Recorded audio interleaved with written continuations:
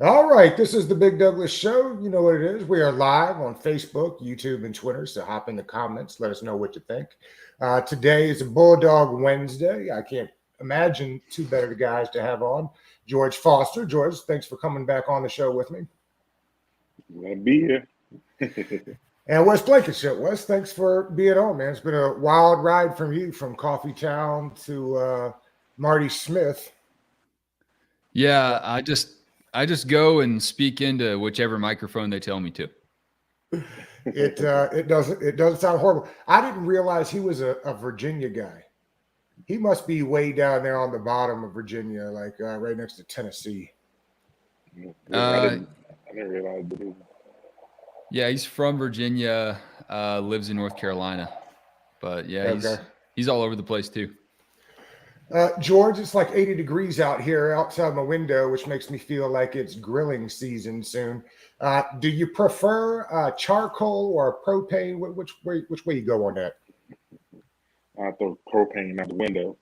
It's got to be some charcoal, some wood, or some anything. It's got to burn. I got to be able to set fire to it. What is the first thing you're looking forward to putting on that smoker or the charcoal? Hey man, I'm usually trying to feed kids or whatever they want. You know, what I'm saying, I throw it on there. It's been a minute since I've been on there, so it's about that time. I cannot wait. Wes, you guys went down to Tate to the 500. I thought it was interesting. You asked the guys about their movie preference, Yeah, Talladega Nights or Daytona or Days of the Thunder. Days of Thunder. Yeah. What was the resounding answer there? So a lot of the drivers, I wasn't surprised by this, preferred Days of Thunder, and I guess it's because it's a little bit more realistic for some reason. They seem to feel like that movie was more true to the real NASCAR experience, which I'll take their word for it. But a lot of my generation, it's about Talladega Nights, of course. But I don't blame those guys for siding with Tom Cruise and Duvall and that all-star cast. So I get why they said that. George, are you a NASCAR guy? I'm not. I pick it up every now and then. I see who's doing what. There seems to be an intersection of athletes from different sports getting involved in NASCAR. So that's kind of um interesting to me. You got like the Brad Dohertys of the world, and you got I hear that Mayweather is in it now. You got Michael Jordan. You got I forgot who else you got. I thought maybe Kamara had kind of dabbled in it a little bit. So it's kind of interesting to see guys, and it's also that's from the ownership standpoint. But there's also guys that are former athletes that get drawn into actually being in pit crews and whatnot. So I find that interesting too, because those are the type of athletes that they tend to want working pit crews and stuff. So it's interesting from that standpoint for me. It's been a great year for the state. I know, George, you were at least one, if not more, of the Braves championship games. I know you were out in Indy. Uh, I hate to ask you for a preference, but I'm curious what if you had a favorite and what the differences were. Well, that I didn't expect that to be a hard question, but it actually kind of is. But you got to go dogs, man. I wore the jersey, wore the helmet. I've been looking for this, waiting on this for a long time. Thought I would have a chance at it my senior year. We were this So close. close. Maybe it had to been a playoff back then. I feel like we were just really a really good team, and so I feel like during Y'all won the sugar that year, right? yeah, yeah. So in a playoff situation, we probably would. I feel like we would have came out on top, but it was just great to be there. And also, it makes it I get to pick it because I was there. I didn't. We didn't get to win it when I went to the game to the Braves game. We lost that one. We ended up winning the next one to clinch it. And so I was at the stadium for the viewing, but and that was awesome. But it's different when you're feeling the confetti. and right down there in Indy. Wes, I'm curious what you think. How would the season have been remembered if they didn't pull that one out in Indy? So it's hard for me to, I guess, think about the what if right now. But I guess if I take myself back to what the conversation was leading up to it, it was if Kirby can't beat Saban now, will he ever beat Saban? And I think that's what the conversation would be all offseason right now. I think that's what every Georgia fan would be dealing with day in and day out. It would be the conversation on every sports talk radio channel around here, even more so than whether or not Freddie Freeman sticks with the Braves. I think it's just, it would have been all encompassing, but now they have that, out of their rear view. They don't have to wonder. They don't have to worry. Kirby's proven he can do it. And my experience sitting close to a lot of Alabama fans in Indy that night, I told a lot of them, and they were really gracious. I think seeing the emotion on a lot of Georgia fans' faces was a good reminder for them about how important and how special it is to win one of these things, because they've won however many they have now. But I just told them, like, look, y'all can have the dynasty. Y'all have that. We're not trying to be Bama. We're not trying to do all that. We just wanted to see it happen one time and know that it can happen. And I think that's the biggest relief for any Georgia fan, is to see it actually take place. And I think it's just Kirby. Of course, he wanted it, but he wanted it bad. He wanted it bad. It's different when you've been so close, and then it's your guy, it's your mentor, a guy that you've been under for so long. I got a chance to, they're doing the recruiting tours now, at least a couple of weeks ago before it got dead. I don't know the peers and stuff. Maybe it's dead now. But I got a chance to see him land the chopper. Well, not him, but land in the chopper at Woodward Academy a few weeks ago. And to just talk to him when he got off, like you could tell, like it was a weight lifted off his shoulder just to talk about it. I've known Kirby a long time. We played together for a year at Georgia, and just even mentioned it. He was like, it's just a weight off his shoulder. And of course, Dawg fans are never satisfied. Like you can't satisfy. Never. You can't satisfy Never. him at all. So he's gonna have to do it again and again. Hopefully now, because it's kind of like how I tell my kids, like, you show me you can do something, like that's the standard now. Like I can't like you have to do it. If you show me you can, like I don't. There's no excuse for you to not be able to do it again. So I think that's kind of where he's gonna be sitting, at least in the fans' eyes. Well, and Wes, to your point, it was like, if it wasn't this year, right? Like it was just set up so right for them. It was one of those, if not now, then when kind of deals. And it just all kind of bounced their ways. I know I was super nervous after that SEC championship game on how they'd fix it, but they did. And I don't know if that was just a part of keeping some new stuff under the vest or just lessons they learned. It doesn't feel like there were a lot of lessons to be learned because the two guys know each other so well. No. The one thing that I kind of took away from that game, even in the moment, was how many times, and I'm talking about the Natty, how many times Georgia held Alabama to a field goal in the red zone. Every time they did that, I was looking at the guy beside me who's also a Georgia fan. I was like, that's huge. That's huge. And Kirby was recently on Coach K's show on Sirius XM, and patting myself on the back here. I'm no expert or anything, but Coach K said that was the thing that he noticed. And Kirby said, hey, that's the thing we worked on the second most, was preventing them from getting touchdowns in the red zone.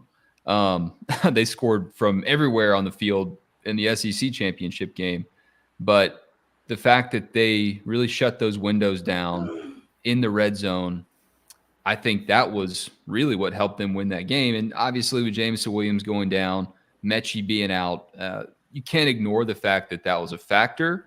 But I'm not going to sit here and say that, Alabama would have won with him on the field. It's impossible to say. You can't prove a negative. but I feel like Georgia had a different level in the national championship for sure. Offensive line coach out. Would have any ideas who might be in line to get it next?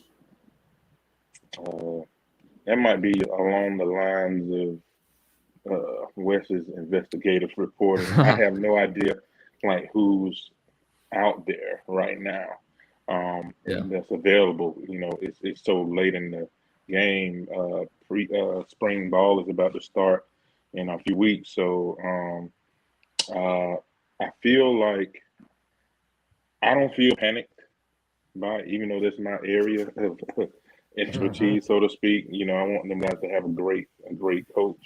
But it's kind of like it's Georgia, like who wouldn't want to come there that have some type of merit to their name. You know, who if they're available, if they're not under contract, like who wouldn't want to come there? Or it could be an opportunity for a new young face to get there.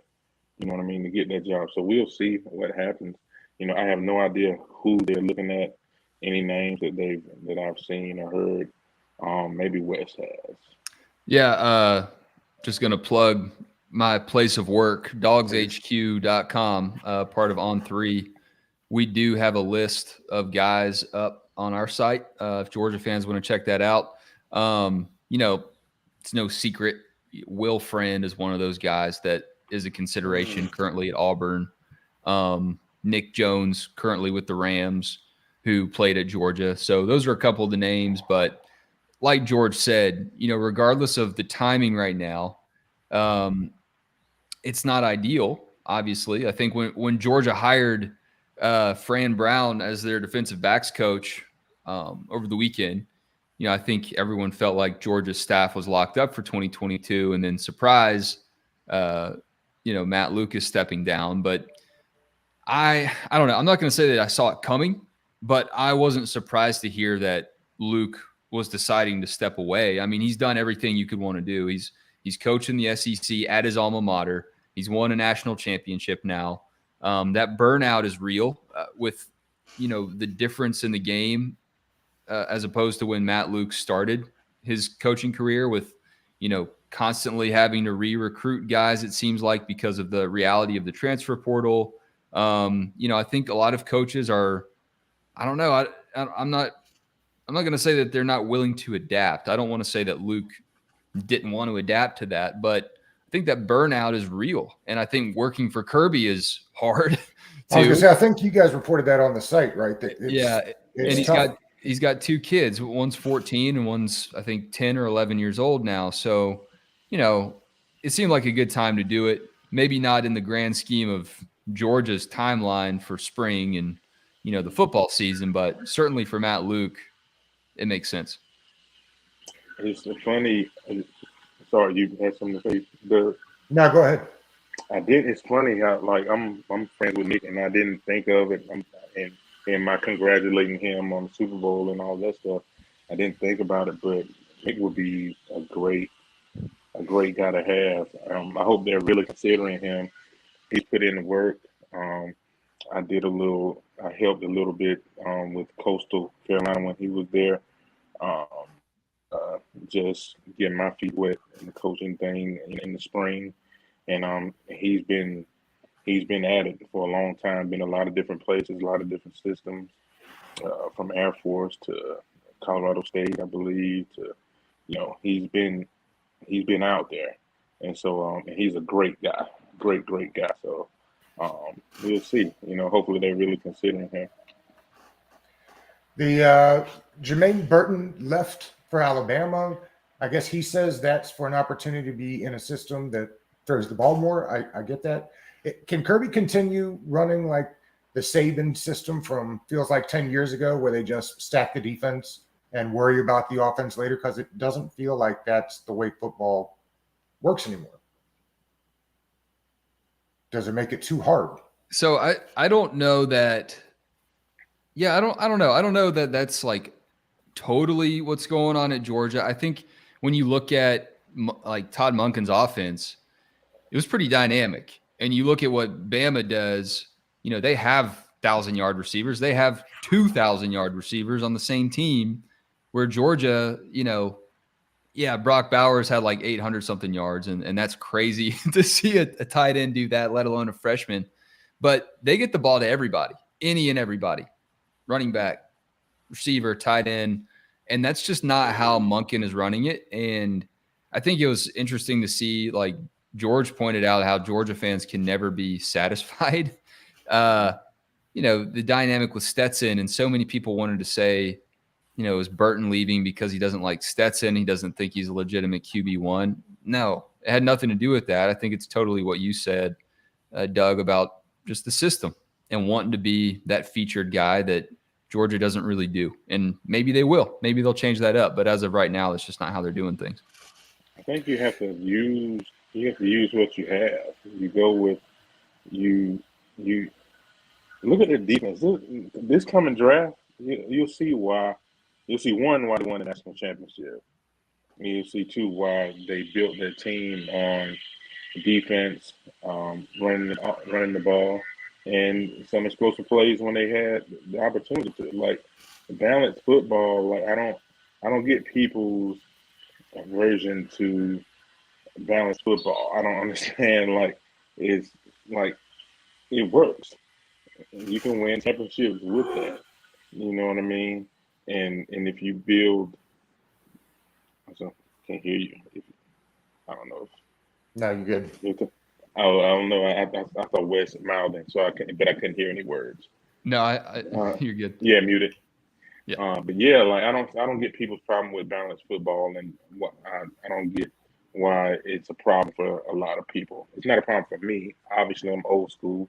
I would rather pound the ball home, and then take the shots you can get. But it's fine with me. I don't get the people what they do. This season it'll be McIntosh and Milton. Is that the next of the great two-headed monsters for Georgia? Yeah, McIntosh, Milton, and Dajan Edwards, and then two freshmen.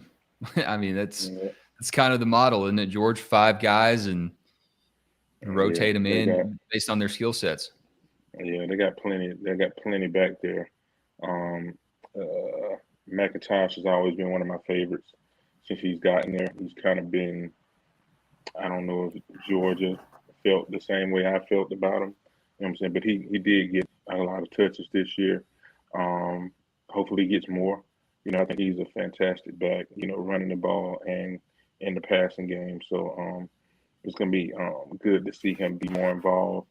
You got Milton, who's a huge, big dude, can get downhill. Hopefully he can stay healthy. Best ability is availability. So for him, it's going to be staying healthy and being on the field. Interested to see Dajan get a lot more carries. I think he's a really good running back that's kind of under the radar. He looks smaller in stature to a lot of the other guys, but he runs tough. He's got some speed to him. And I'm interested in these new guys, especially Robinson. He's built up. He's kind of like Ricky Williams, the way he's built up. And so it'll be interesting to see how he does at the next level. I've heard that he reminds people in Athens of a young Nick Chubb. His tape is like it. Yeah. He's big. Kind of looks like, reminds me of Holyfield a little bit too. He's just he's a block. Yeah. Seems like the tackles in the center is set. Who's starting at the guard spots? Guard. Is that something we won't figure out till the spring, or they kind of you think they've got it minded who's going to be there? Probably got to see where they rotated so much. George, look at how they rotated in the Natty, and how much that paid off. It's like with Salyer leaving, you could really plug him in anywhere. So I do feel like they have a lot to figure out. Mims is a huge guy that they've been waiting for him to kind of step up, I think, and he'll have a great chance to do it. Broderick, Tate Ratledge will be back. He got hurt in the first game against Clemson. So yeah, they'll have options. It's It's like musical chairs, isn't it, George? Yeah, I think in perfect world, Purdue would want to have just the five best guys out there, and that's you have that luxury when you can recruit the better athletes in the country. So they can put Mike Salyer. He played all across the front. Not everybody has a guy that you can put at tackle and at guard seamlessly like that. And I think they have a number of guys that probably can do that. Some of their guards, some of the tackles probably can slide in there if they need them to. So we'll see. You know what I'm saying? It's looking like Broderick probably going to be one of the left tackle. Who's at right tackle? Is Erickson still? McClendon. McClendon. Not. So you still got McClendon. You got Erickson. I mean, you got Broderick at the tackles. I'm loving Van Prine. I'm interested to see how he develops. He's probably going to end up being one of the top centers in college football. And they got bodies on the inside, so you still got Ratledge. Warren Erickson is the other guys. Warren Erickson, Ratledge. It's going to be interesting. They got some guys. There are 14 Bulldogs heading to the Combine this year. Which one, if you had to pick one, you think will have the best NFL career? Interestingly enough, I just saw Daniel Jeremiah's, I know their mock drafts. He's got Trayvon Walker up to 5 to the Giants. Wow. He's a freak. Let me is tell a you, freak. they don't like if you play Madden and you're building the defensive lineman, you would pick him. If you're being George, I don't realistic. think I saw you tweet about a Georgia player this year as much as you did Trayvon. Like, he was all over the field this year. He's just a freak, man. Like, And he's going to fly, right? Like, yeah, it's gonna be sick. I just know. I know how scouting works. I've been an NFL scout. Just people are gonna see that, and of course he has the tape. So it's not like he's just gonna be a workout warrior with nothing else to go with it. People are gonna see that tape, and then they're gonna see what he does at Pro Day or Indy, whatever he decides to do, and he's gonna shoot it. He's gonna shoot up board because he's just a freak of nature. You can see that in high school. We slapping, dunking the ball all kind of different ways, and it's just he's gonna be a good one. As far as who has the best career, there's so many of those guys this year. So I don't know. You got to deal with. You got health is a big thing, and like who lasts the longest. What are you thinking, Wes? I'm liking Devontae Wyatt, and obviously he's in a literally huge shadow behind Jordan Davis, but he was just so versatile, it seems like. And at the Senior Bowl, he was like the stock that seemed to be rising the quickest. And I spoke with Dr. Pass Rush about him. He was working out with those guys. And it seems like, obviously Jordan is getting quicker and seems like he's really emphasizing his speed. But Wyatt was the guy consistently that seemed to be blowing people away. So as of right now, I'm just going to be a prisoner of the moment, and I'll pick Devontae Wyatt. With the way the game, with today's game, I think who's going to be probably a huge asset is probably going to be Nakobe. I keep hearing people talk about how he won't be able to play middle linebacker at the next level. That surprises me. I don't see it. He's built like Roquan. He's right. So it depends. Like, if put it like this, he is a guy that you want on your team. So somebody's gonna pick him, and they're gonna put him where they see fit, and he's gonna be very productive. You don't get that. You don't be as productive as he is just off physical talent alone, which he has. he has some of that other stuff from the neck up that you can't teach. Mechanical engineering major.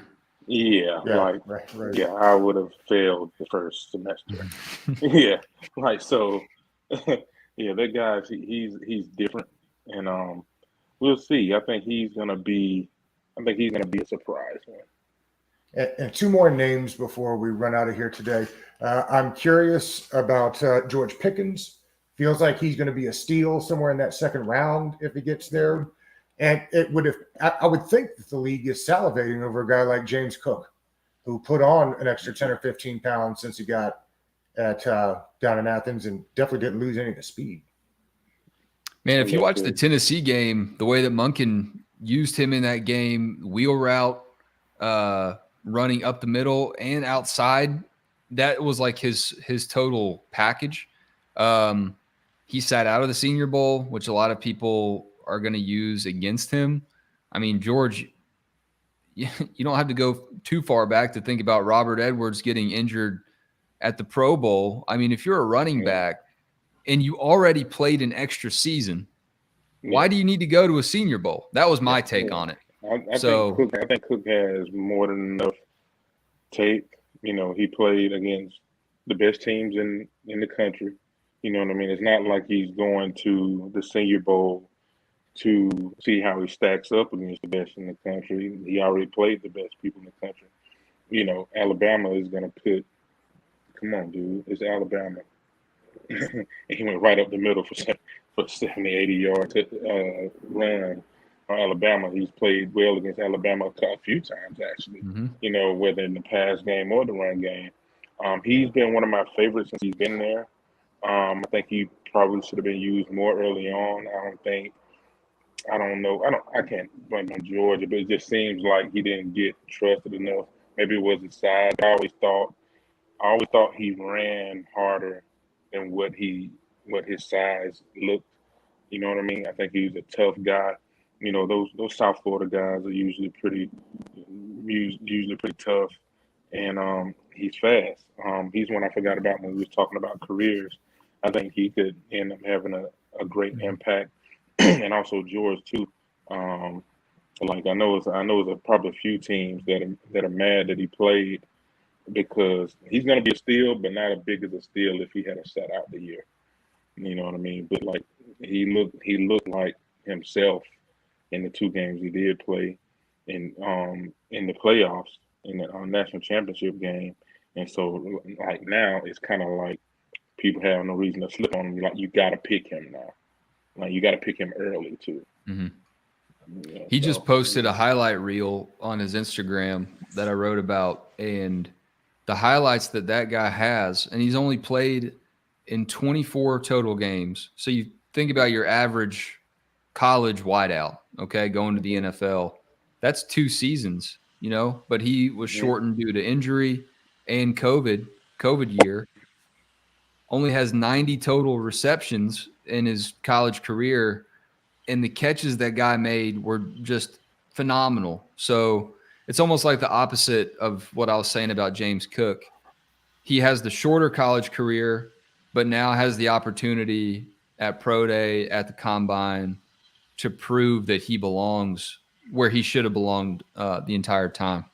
He's rare. He has some rare stuff that you can't coach, like that. His ball skills, the way that he adjusts the balls, like most of those, I saw that highlight.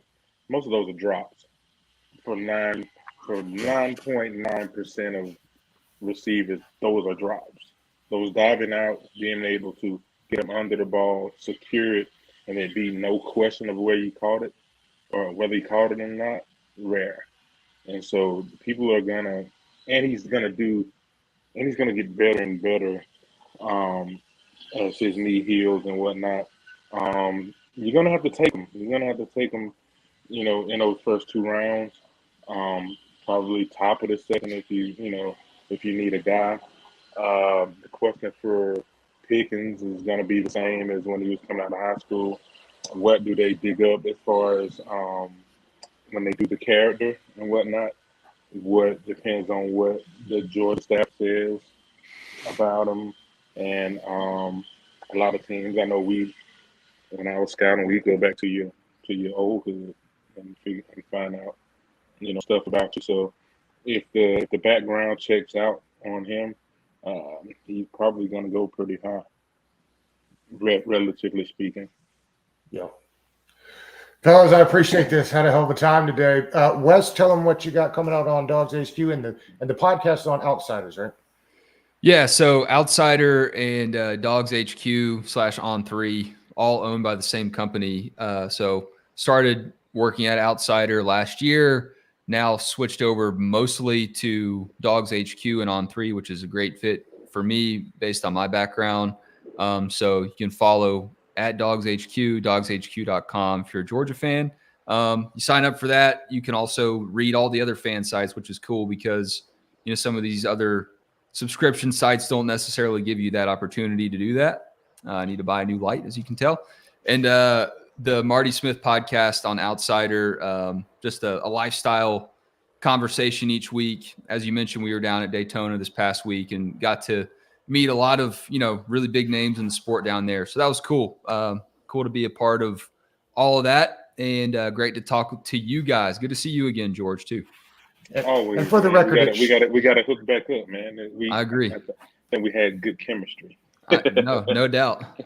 And for the record, Wes, it's charcuterie. Okay. All right. I'll take your word for it. All right. Hey, George, thanks, man, for joining us today. I appreciate you. Hey, man, anytime. All right, fellas, thanks. Thank you. That was great. George, I'll hit you up soon, man. For sure.